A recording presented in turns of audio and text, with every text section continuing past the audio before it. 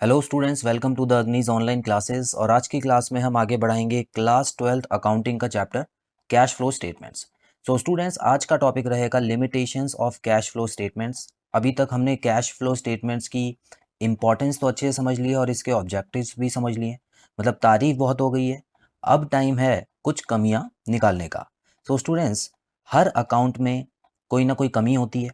जैसे कि profit and loss account में ये कमी है कि वो आपको फाइनेंशियल पोजीशन नहीं दिखा सकता, क्योंकि वो तो बैलेंस शीट का काम है। उसी तरह बैलेंस शीट में ये प्रॉब्लम है कि वो आपको इनकम स्टेटमेंट नहीं दे सकता, मतलब कितना प्रॉफिट हुआ कितना लॉस हुआ।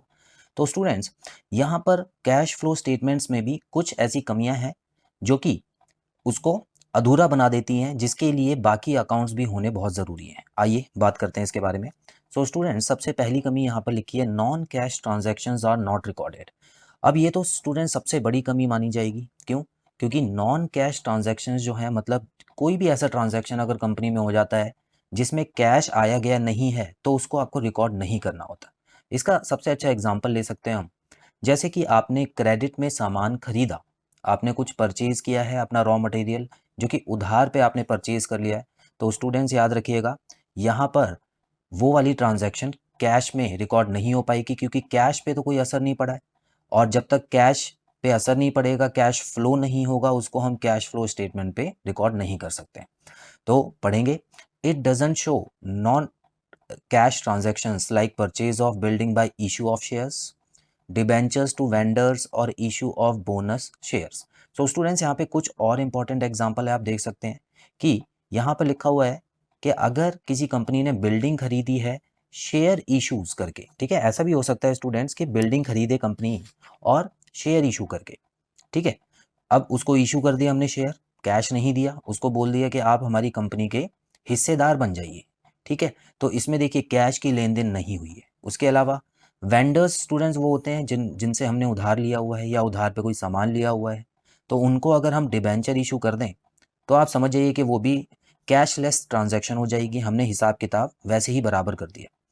बोनस शेयर का मतलब क्या होता है स्टूडेंट्स, ये इंपॉर्टेंट चीज़ है। देखिए, कभी कभी क्या होता है कि कंपनी कोई भी बोनस का जब टाइम आता है, फॉर एग्जांपल दिवाली का समय चल रहा है, कोई और फेस्टिवल है जिसमें कंपनी अपने एम्प्लॉयज़ को बोनस देना चाहती है, तो उसमें वो कैश नहीं देती है।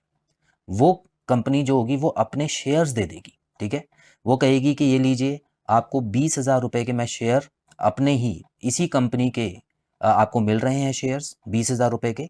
तो आप इन शेयर्स को अगर आप बेचना चाहें तो वो बेच के फिर 20,000 रुपए ले सकते हैं। आप ये मत सोचिएगा कि इसमें एम्प्लॉयज़ का नुकसान है, नहीं। कोई भी एम्प्लॉय है, अगर मान लेते हैं उसको 20,000 रुपीज़ का शेयर मिला है, तो वो किसी और को बेसिकली, मैंने आपको बताया है कि शेयर मार्केट में बहुत सारे बायर्स एंड सेलर्स होते हैं।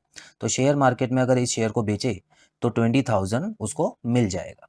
लेकिन इसमें कंपनी का जो कैश है वो नहीं गया, है ना। कंपनी ने तो शेयर दे दिया, लेकिन कंपनी ने कैश नहीं दिया है। तो स्टूडेंट्स याद रखिएगा, ये शेयर मार्केट में तो बिक सकते हैं, मतलब किसी थर्ड पर्सन को तो बेच सकता है, वहां से कैश मिल जाएगा, लेकिन कंपनी कैश नहीं देगी, तो उसको बोनस शेयर बोलते हैं, ठीक है। इसमें जो कंपनी की शेयर्स होते हैं वो बढ़ रहे हैं, ठीक है। कंपनी नए शेयर्स जो होती है वो देती है लोगों को, तो याद रखिएगा इसमें कंपनी के शेयर होल्डर्स बढ़ रहे हैं, इसका मतलब, ठीक है।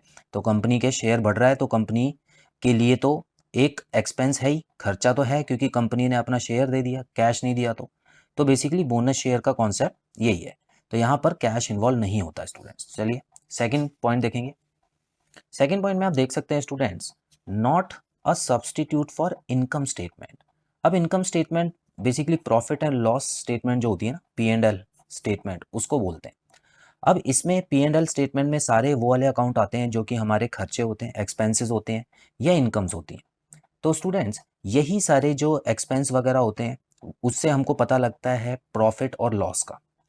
लेकिन कैश फ्लो स्टेटमेंट में ये कमी है कि कैश फ्लो स्टेटमेंट ऐसा प्रॉफिट एंड लॉस अकाउंट नहीं बना सकती। मतलब अगर आप चाहें कि प्रॉफिट एंड लॉस अकाउंट ना बने, सिर्फ कैश फ्लो से काम चल जाए, तो नहीं हो सकता। क्योंकि इनकम स्टेटमेंट जो है वो आपको क्या दिखाती है, results based on accrual basis of accounting. अब ये अक्रूवल बेसिस आपने 11th में पढ़ा होगा स्टूडेंट्स। इसका मतलब होता है कि जब भी कोई खर्चा होता है उसको उसी समय रिकॉर्ड करना होता है। और अगर किसी एक साल का खर्चा है या इनकम है, तो उसी साल में करंट ईयर क्या ही आपको रिकॉर्ड करना है, पिछले साल का और अगले साल का रिकॉर्ड नहीं करना।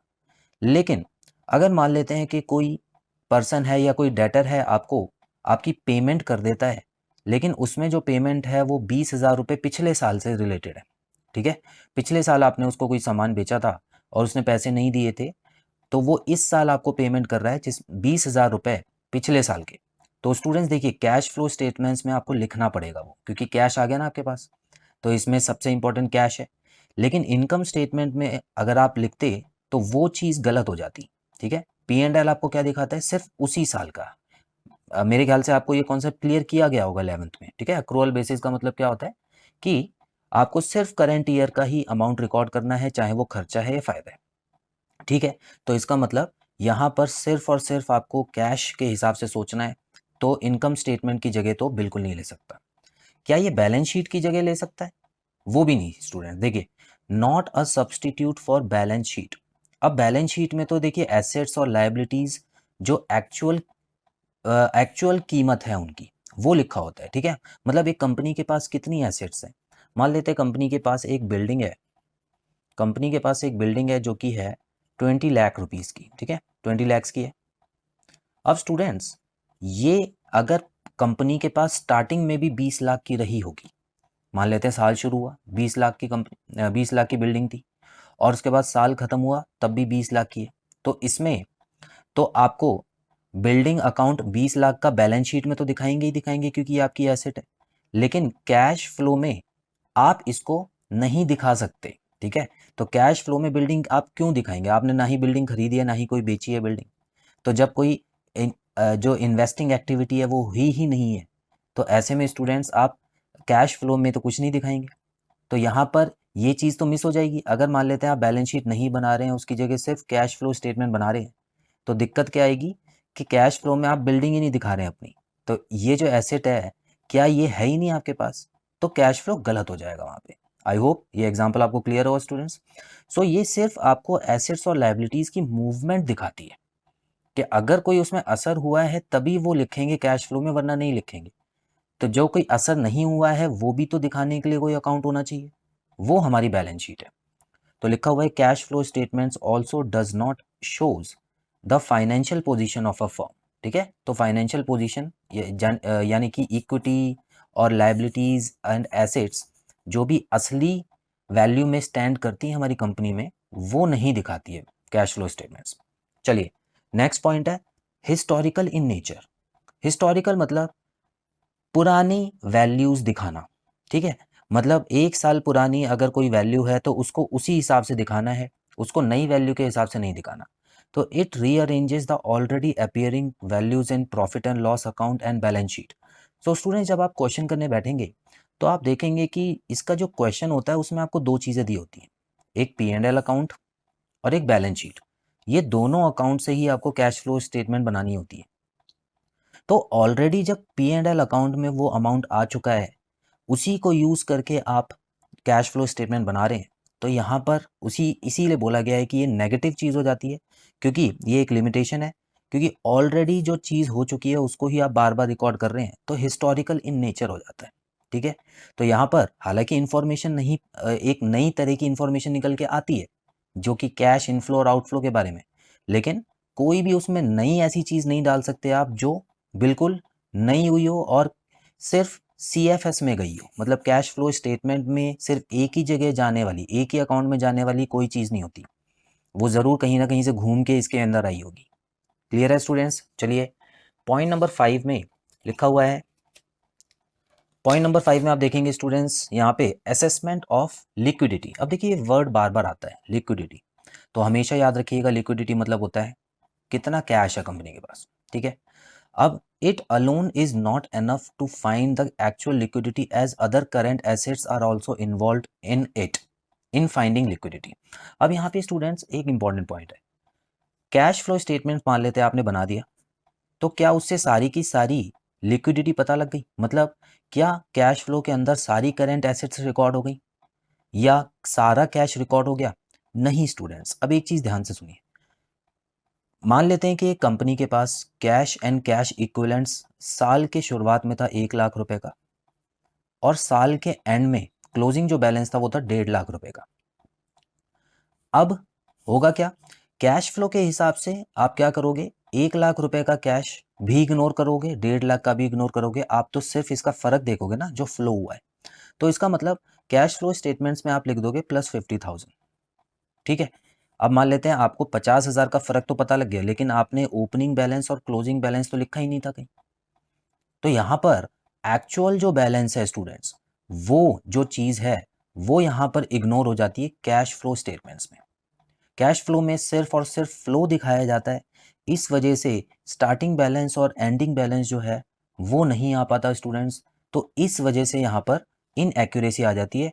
और इसके अलावा करंट एसेट्स जो होती हैं वो भी कई तरह की होती हैं, जिसमें पूरे साल कोई ना कोई बदलाव तो हुआ, लेकिन उसकी जो बदलाव था सिर्फ वही लिखा गया, जो एक्चुअल वैल्यूज थी वो नहीं लिखी गई, तो वो इग्नोर हो जाती है। ठीक है, तो असली लिक्विडिटी नहीं पता लग पाती है कंपनी की। चलिए आगे बढ़ेंगे स्टूडेंट्स, यहाँ पे देखते हैं accuracy of cash flow statements. अब यहाँ पर आप देखिए एक्यूरेसी, क्या कैश फ्लो स्टेटमेंट्स हमेशा एक्यूरेट होती हैं? स्टूडेंट्स याद रखिएगा, कैश फ्लो स्टेटमेंट्स गलत हो सकती हैं अगर फाइनेंशियल स्टेटमेंट्स गलत हो। मतलब जिस चीज़ को देख के हम कैश फ्लो स्टेटमेंट का अकाउंट बनाते हैं, उसको अगर वही गलत है ना, अगर बैलेंस शीट में कोई कमी है या P&L अकाउंट में ही कोई कमी है, तो जाहिर सी बात है जब हम उसको कैश फ्लो स्टेटमेंट में बदल रहे होंगे तो उसमें भी कोई ना कोई कमी आएगी। तो ये जो प्रॉब्लम है स्टूडेंट्स, ये कैश फ्लो स्टेटमेंट के साथ देखने को मिलती है।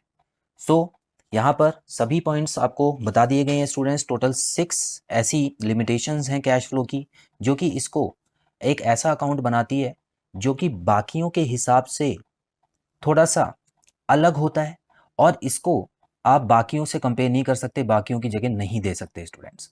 तो आई होप कैश फ्लो की लिमिटेशंस आपको क्लियर हैं स्टूडेंट्स। बहुत जल्द मिलते हैं अपनी अगली क्लास में। Till then bye bye.